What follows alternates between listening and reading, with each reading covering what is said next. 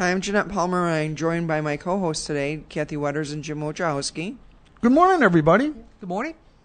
And so we don't have a guest today, but what we're going to talk about instead is something that is going to be affecting all of us in one way or another, and that's the 10 early signs of and symptoms of Alzheimer's. You know, when I have the privilege of presenting a Dementia Live class, one of my questions is what is the percentage of people you think you're going to, what is the percentage chance of someone that you're going to meet that's going to have dementia in your lifetime? And does anybody ever get that answer right? You know, just recently had a couple, but most people are saying 70, 50, maybe as high as 80%. What do you think? So it's 1 in 3. I'm sorry? 1 in 3. 1 out of 3 people. 1 out of 3? Oh, no, I'm sorry. What chance of you meeting somebody with dementia? Meeting them? Meeting them, or mine is 100%. or encountering them. Yeah, I would mine say is it's absolutely 100% all the way. I would say it's 100% all the way, or Right. 99.99999% Yeah. chance. We will probably all encounter somebody with Alzheimer's or dementia in our Sure. lifetimes. One way or another. One way or another, right? Yeah. Unless we're on a desert island alone or something. Yeah, I think alone. that's the point. Well, with Yeah. Mr. Wilson, right? Mr. Wilson. Yep. Now this, the 10 tips were from Alzheimer's Association. Correct. You can go to their site and get these tips. And you can go to their site and get these tips, and there's a lot of other information there, too, about clinical trials and support groups and different, activities. But, we're going to be seeing a lot of the Alzheimer's signs out because they're going to be having the walk with the weather being nice that usually happens in the fall. Yep, it's coming up. And so I thought this would be a good topic to discuss today. Absolutely. And perhaps more people, by having this conversation with us today, will be more interested in participating in some of those walks or learning more about the disease. Sure. And again, encourage our audience, call in with any questions or comments. So it starts out by saying memory loss disrupts daily life may be a symptom of Alzheimer's or other dementia. And Alzheimer's is a brain disease that causes a slow decline in memory, thinking, and reasoning skills. So there's 10 warning signs and symptoms, and if you notice any of them, don't ignore them. Schedule an appointment with your doctor. But even if you notice any of the symptoms, it doesn't necessarily mean that you have Alzheimer's. Sure. It may be some other underlying factor, and that's really all we're getting to it. By making that statement is go see the doctor and let them decide what's the matter. We can't tell you if you have Alzheimer's or not. Excellent point. Don't you rule everything out first? Right. Absolutely, yes. Right. Exactly. Because I walk to the fridge now and I forget what I walked to the fridge for. I do walk to the fridge. Yeah. And I don't think I have Alzheimer's. I just think I'm either so excited about what's in the fridge and I see something else that draws my attention, like ice cream, or Yeah, we know you're crazy about ice cream. Yes. What is your favorite flavor, Jim? you know what? Not vanilla. Okay. Probably every other flavor. Any flavor except for Yeah, probably vanilla. mint chocolate chip.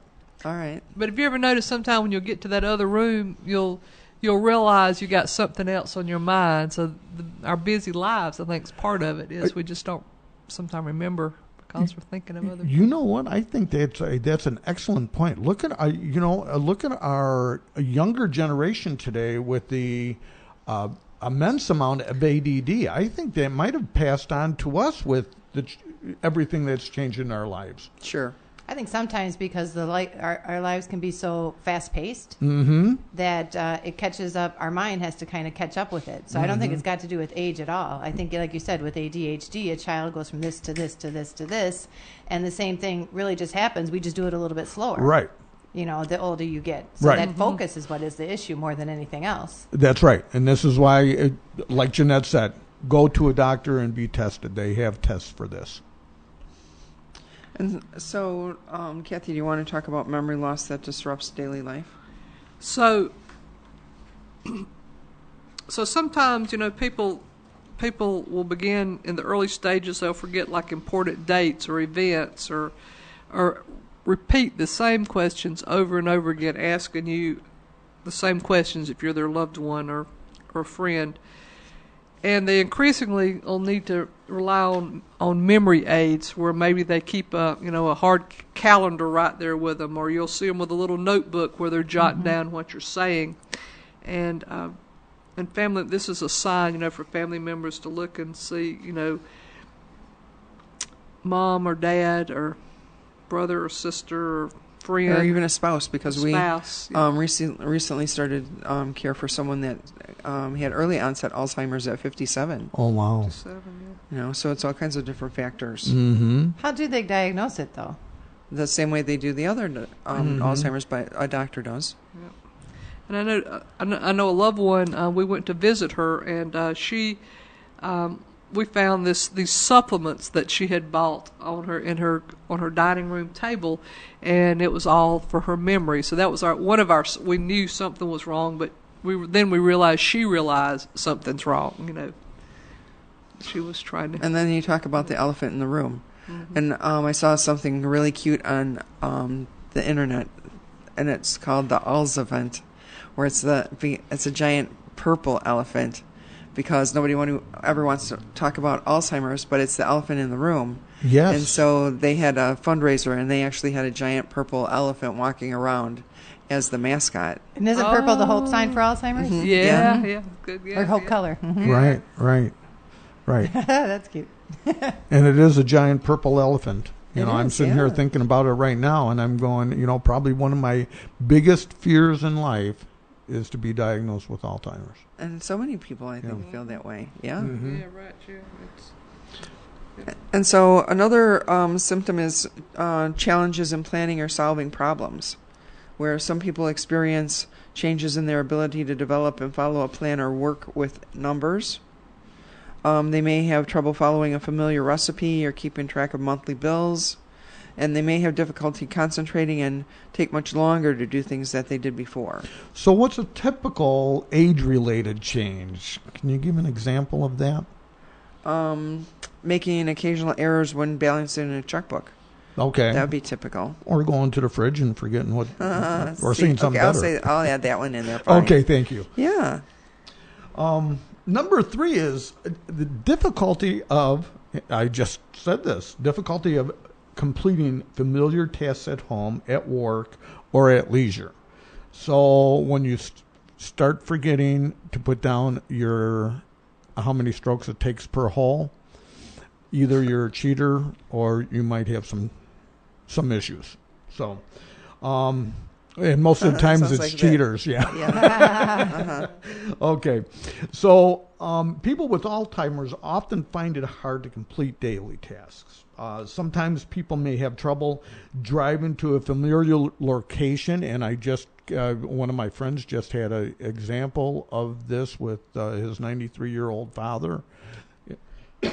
Excuse me. His father in Florida, 93 years old, still driving, got into a major accident because it was at night.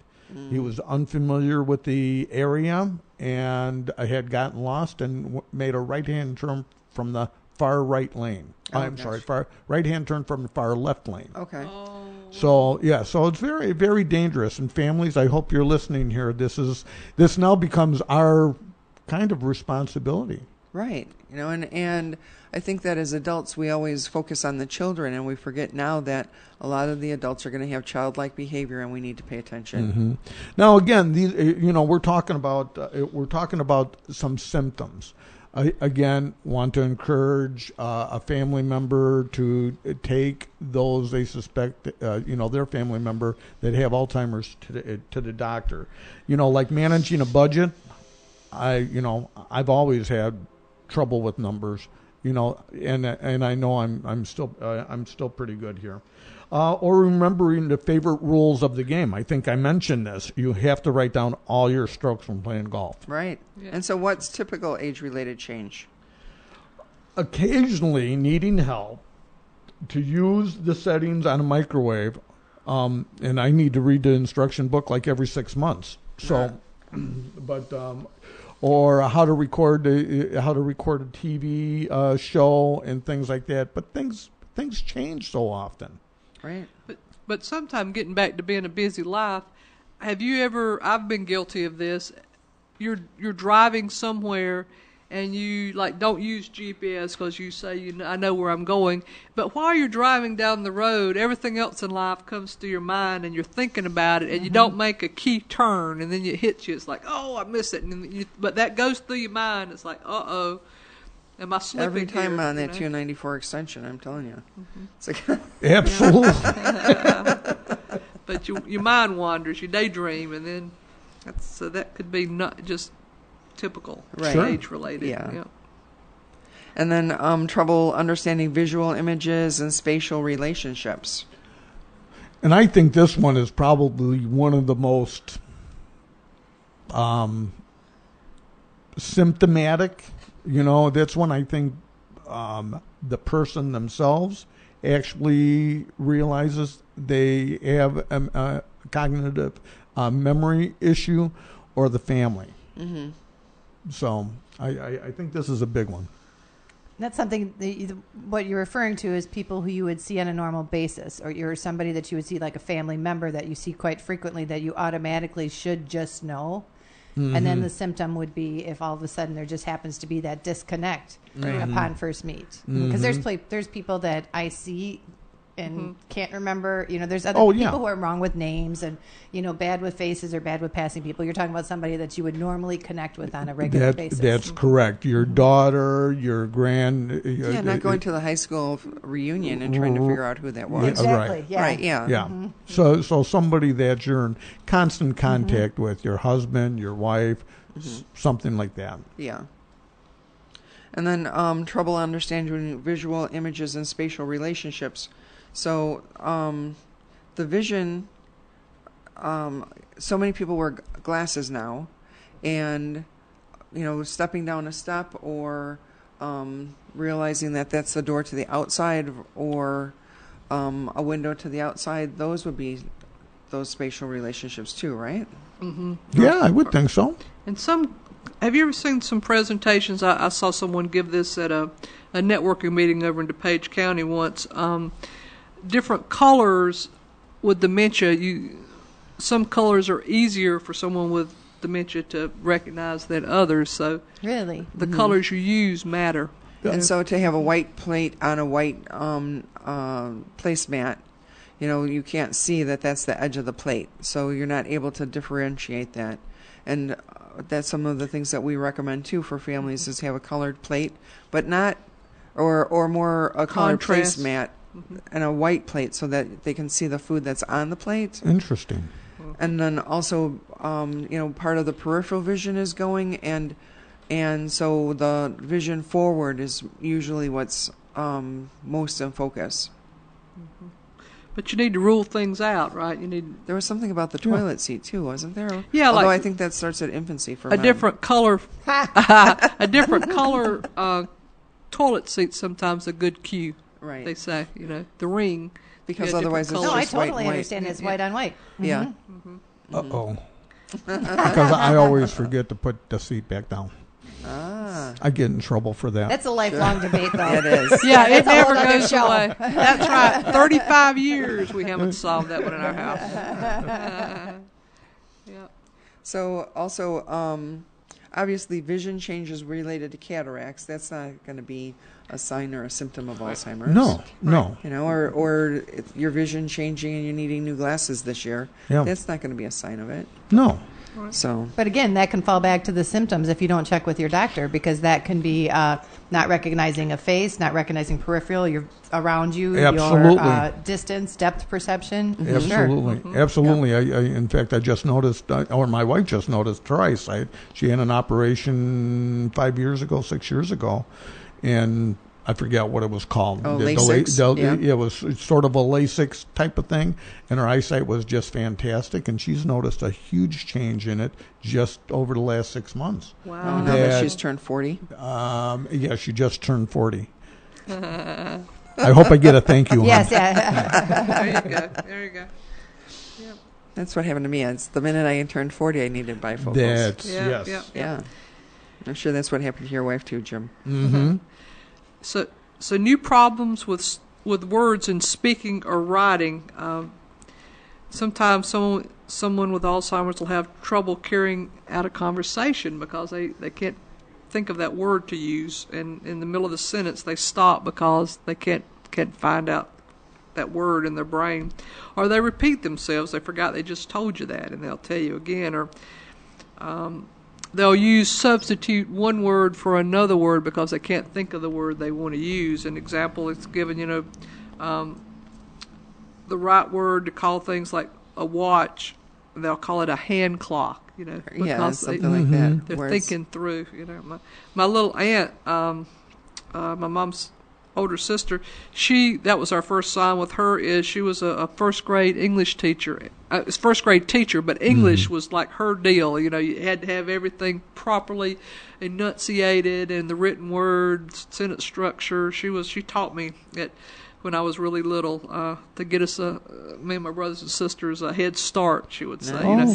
So here she is in her 80s, approaching 80, and she can't think of the third word in a sentence, whatever. And she knew it, and it drove her crazy. I mean, it just drove her. She was stressed beyond belief because she knew she didn't know those words anymore. Especially when that's her background. Yes, I mean that was her I think thing. that's probably the biggest one that I noticed as I age is the word. Yeah. I'll just what word am I thinking of, or that And kind I'll of thing say that you just and I will, me too. I was like, help me out, what word am I thinking of? And it could be something very, very simple, or I'll think of a spelling of something. And as we're going through this, I'm sure it's scary Everybody's to hear like, this. wait, Yeah, wait. what's going on? So everybody's going to run to the doctor. Jeanette made a very what's the word? No, I'm only a very Good important observation, yeah. yes, a very important statement before. 1 out of every 3 of us will be diagnosed with Alzheimer's as we age. So all of this stuff we're talking about and all this stuff these could be just normal everyday things. Think of your brain as a computer. Right. Well, computers get full, okay? Our brain Yeah. is a computer. It gets full, especially as you get older. This is why younger people have such sharp memories. They Right. So have. it's- I and their won't say brains they have- won't. Right. Right. They have more storage available. We need They to have delete more those storage available. delete the Right. junk boxes Right up there. now, is what we got. exactly. If we can go through and clean up our memory, Yeah. we can and get rid of all the stuff that we don't know. And I have a lot of that. Well, and your memory is created from your vision. Like most of your memory starts with your vision, and something that you've seen. And even with those words, what happens to me occasionally is that I use the wrong word starting with the right letter. And so I really feel that that's how my brain has filed it. That it filed it incorrectly, not alphabetically. It was input, not output. Right, yeah. And so I figured I would blame it on that.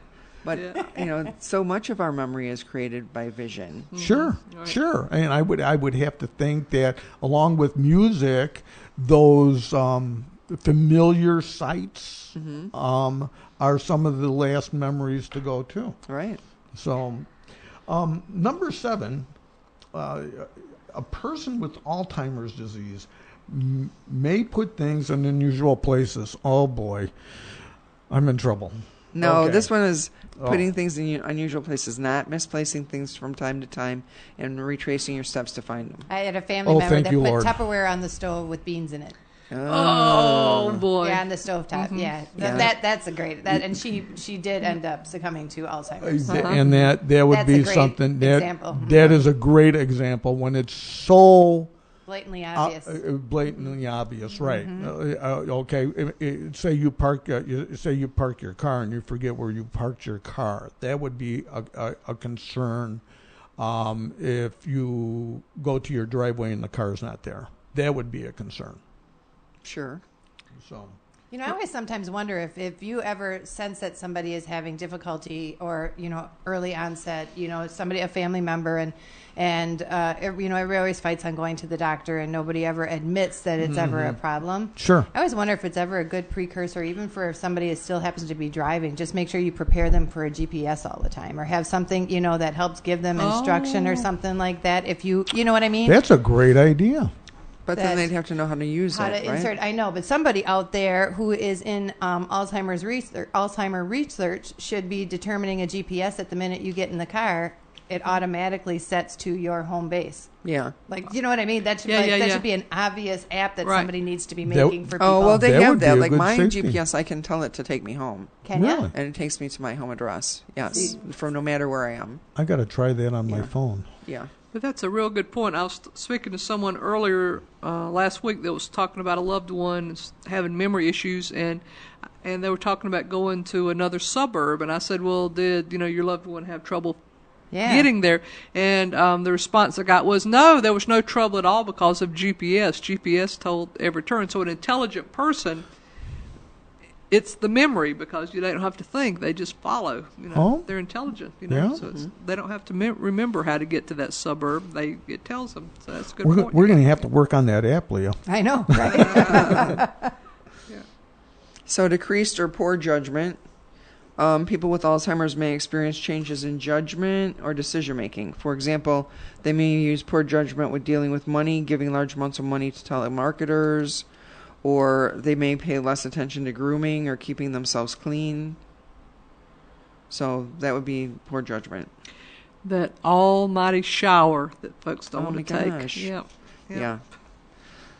So what's a typical age-related change that is normal? Making a bad decision once in a while. Oh my gosh, I'm in trouble again. What bad I decision ma- did you make recently, Jim? All of them. Yeah. Trying to get here today. You know how much construction is out there? No, it's all we're in construction season. It's no longer summer here. I made 3 bad decisions this morning. See? Yeah.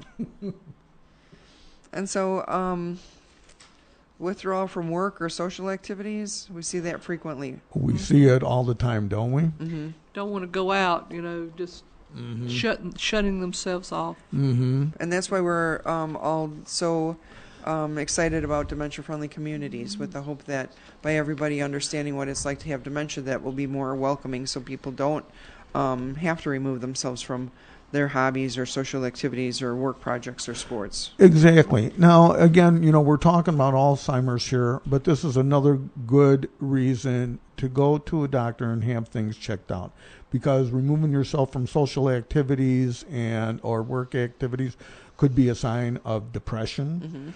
Could be Or magnesium deficiency. Really? Mm-hmm. I did not know that. There's a commercial on now about hearing aids. I'm sure everybody's seen this, where the father and son are talking, and the father just withdrew himself. Right. So, there are other things, but they're all things that point to go and check it out with the doctor. Right.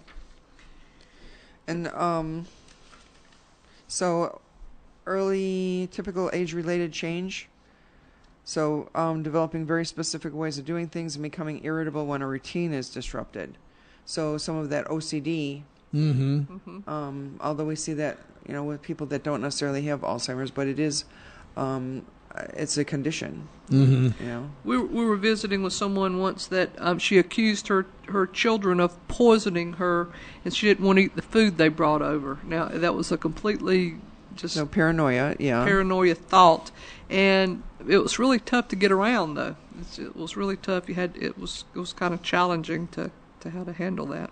And so that's when with our caregivers, when our clients are having challenging behaviors, what we tell them to do is to go where the client is. So if the client says that, yes, my children are poisoning my food, I suppose you could tell them, like, yes, they are. Go ahead and eat it. I don't really think we'd say that. No. But the whole key is that you have to agree with what the person is saying to go to their reality, Right. and then hopefully be able to distract them with some other part of conversation. Right. If they're going to think that, then you have to kind of then go with another line of thinking about food. Yeah. Maybe that's Take a not- different turn. Right. Yeah. Yeah, another sign that, as we're talking about signs here, another sign I've noticed recently with some of our clients is an obsession of things they weren't obsessed about before. We do have one client that now, for whatever reason, likes to lift the toilet seat and check the internal workings of the toilet. Oh, the Yeah, lid? lifting the back of lid on the back. and the caregivers. We had no, excuse me. We had to put a something real heavy on the top of the toilet to stop her from Checking lifting it out. up. Yeah. Wouldn't you like to know though what's Creating What's that? creating Is that? That's got an curiosity. engineer background, Yeah, or yeah. what was Right, her right, what right, was right. her occupation? You know? We've talked to Something the family. Nobody can figure this out. There's I know that's the one Yeah. thing that I would have to dig deep. I'd want to Yeah. find out what it is Yeah. because you're right. There's got to be something And that we has try made to- that the Challenging- focus. Right. challenging And we behavior? try to do Yeah. that. Yeah. And so, the best advice that we can give everybody in regard to the 10 signs is to get checked. To early detection matters. There's different clinical trials that you can participate in. There's support groups for people that have family members that have Alzheimer's to help you, deal with the behaviors and have a better understanding and to let you know that you're not alone. This Alzheimer's is going to become an epidemic. So 1 in 3, absolutely. Yes. If somebody, and I've quite often had this where people have listened to the show, Silver Solutions Radio, have listened to the show and said, you know what, I wish I would have had my mom listen to this, or I wish I would have had so-and-so. You guys do a replay of this. Do you want to let the listeners know where they can get a replay so if they want to share the information you carried through today? Yep. It's on YouTube, and it's the Silver Solutions Show, and you just look at the videos there under Silver Solutions Show. That's the channel on YouTube. And there's one more place, Leah. You can go to our Facebook page, of course, WRMN Radio's Facebook page. You can do it as well. And I'm actually putting that information on Silver Solutions Show on YouTube as well, as Kathy just shared. Very good. There's all kinds of information out there on Alzheimer's. And you know what? Let's leave on a good note. There is so much focus on this now because, as Jeanette said, it's an epidemic. I would not be surprised if there was some sort of cure within the next 10 years. Now, I don't have any facts on that, that's but what there your crystal is ball is telling you? I'm sorry? That's what your crystal ball is That telling my you? crystal ball tells me that there are so many people working on this Yeah. now that if it's not a cure, it can be pushed back a lot more than it is today. Yeah, and I want to say if you have questions or need advice, call us.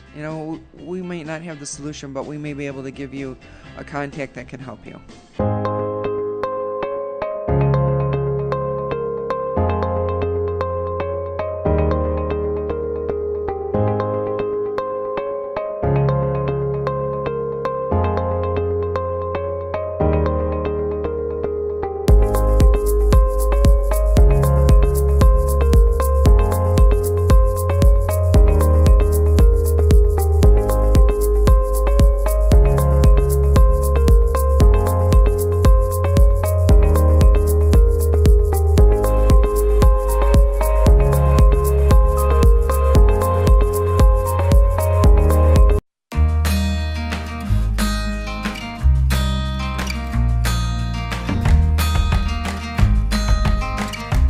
Okay, well, sometimes seniors can't transfer or they don't have any ambulation. You can't transfer them, they can't walk. So we have this special device called a Hoyer lift that would get them up out of bed. Deb Blank is an amazing long-term caregiver with us, and she's the gold standard of caregivers. She has a beautiful disposition and just a beautiful way about her. Deb is a phenomenal individual. She is very compassionate. She's very down to earth. I've seen just so many things with her when she comes into the office. She helps with training. She helps with the new hires. She shows her leadership skills through that. Deb seems to have a heart for the clients that are really challenging, and the other caregivers say, I don't want to go back to him. He's not very kind, or they just don't seem very happy, and she takes on those challenges effortlessly. You just have to have a way with people, and it's not something that you're taught. It's just something that's within you, I think, that you have. Deb is a gifted person. We can entrust in her to work with hospice clients, Alzheimer's patients. She is sweet. She has a great sense of humor, so we love that we can joke around with her. She doesn't take life too seriously, and I think her clients really enjoy being around her because of that. You know what? I always wanted to be a beach bum. Smackdown. Doing all right? Coffee. I feel like you've got to have humor every day in your life. It's the best medicine. If you don't laugh every day, and your attitude means everything. Anywhere. I could put her anywhere. I can't think of one client that she wouldn't fit with. She's just fantastic. What I love about Deb is you can call her at any point in time. She's always more than happy to jump in. 3 weeks ago, I was in crisis mode. It was a Sunday. It was all hands on deck. I needed help with the shift, and she said, I'm wrapping up my dinner at Red Lobster. I'm on my way. She got there within 45 minutes. She's just a team player, willing to do anything, no questions asked. She was just ready to take on the shift. I think participating in the Caregiver of the Year program, it is really important. If you've got somebody special, if you have somebody who just goes that extra mile, honor them. Let them know that they are valued. Do it for them. I just want to say it's great to be here, but there's also one other reason that we're here. We wanted to come and celebrate with Steve and Carol, and we wanted to reconnect like a family reunion with Mary, but we also wanted to honor somebody that's really special. So I'm pleased to announce that Deb Blank is our 2018 National Caregiver of the Year.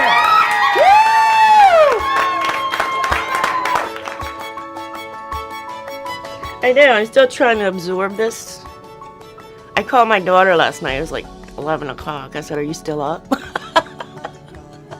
She says, yeah. I said, good. The caregivers are everything to us. They represent the company to the clients. They become the friend of the client. More so than we as the owners. They become the soul of Right at Home. You can't teach compassion. You have to have that, and it's hard to find people with it. It shines through, not only when she's caring for, again, with Mr. Brady, but to everyone around her. We can promise everything. We can make all these promises of how wonderful we're going to be, but the caregivers are the ones that actually have to deliver that promise that we make to people. So we have to have good people, and Deb is definitely one of those people. Congratulations, Deb. Congratulations, Deb. Congratulations, Deb! Congratulations, Deb, for being named Right at Home's 2018 Caregiver of the Year. I'm Deb Blank, and I'm the #1 caregiver for Right at Home. It's just part of the day. It's part of me, and I don't do it for accolades or awards. To me, it's like I say, if I can change or touch one person, it makes a difference to me. It just makes me feel good. It makes me feel good. That's my reward.